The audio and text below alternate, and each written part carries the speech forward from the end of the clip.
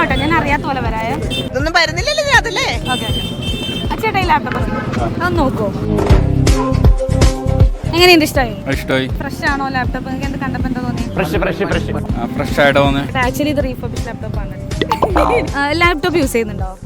ഈ refurbish laptop കേട്ടിട്ടുണ്ടോ? കേട്ടിട്ടുണ്ട്. ലാപ്ടോപ്പ് അല്ലേ? ഇപ്പോൾ ഈ നോർമലി നമ്മൾ കാണുന്ന സെക്കൻഡ് ലാപ്ടോപ്പ് തന്നെയാണോ റീഫർബിഷ് ലാപ്ടോപ്പ്? അത് എന്തെങ്കിലും മാറ്റമുള്ളതായിട്ട് തോന്നിയിട്ടുണ്ടോ? സെക്കൻഡ് ഹാൻഡ് എന്ന് പറയാൻ പറ്റില്ല, ആ ഒരു പഴമ ഉണ്ടാവില്ല.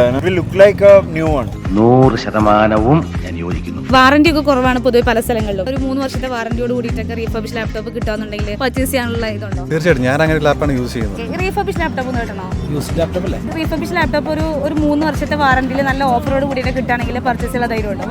കോൺഫിഡന്റ് ആണ്. റീഫർബിഷ് ലാപ്ടോപ്പ് കേട്ടിട്ടുണ്ടോ? സെക്കൻഡ് ലാപ്ടോപ്പ് അല്ലാണ്ട് യൂസ് ലാപ്ടോപ്പ് തന്നെയാണ് ആക്ച്വലി. ബട്ട് ക്വാളിറ്റി ചെക്ക് ഒക്കെ കഴിഞ്ഞിട്ട് വീണ്ടും റീയൂസിനായിട്ട് വരുന്ന ലാപ്ടോപ്സ് ആണ് റീഫർബിഷ് ലാപ്ടോപ്പ്. ഒരു 3 വർഷത്തെ വാറന്റിയോട് കൂടി റീഫർബിഷ് ലാപ്ടോപ്പ് പർച്ചേസ് ചെയ്യാനുള്ള അവസരം വന്നാൽ പർച്ചേസ് ചെയ്യാൻ ചാൻസ് ഉണ്ടോ? ചെയ്യും? നല്ലതാണെങ്കിൽ ഓക്കെ, ട്രൈ ചെയ്യും. ഓക്കെ ആണ്. നല്ല ഓഫറിൽ ഇപ്പോൾ ഒരു 3 വർഷത്തെ വാറന്റിയോട് കൂടിയിട്ടൊക്കെ റീഫർബിഷ് ലാപ്ടോപ്സ് ഇപ്പോൾ അവൈലബിൾ ആണ്. അപ്പം അങ്ങനെ കിട്ടുവാണെങ്കിൽ എടുക്കാൻ ചാൻസ് എടുക്കും ഇയാൾ? ഇല്ലാന്നെങ്കിൽ എടുക്കുമായിരുന്നു. വാറന്റി ഉണ്ടെങ്കിൽ കുഴപ്പമില്ല അല്ലേ?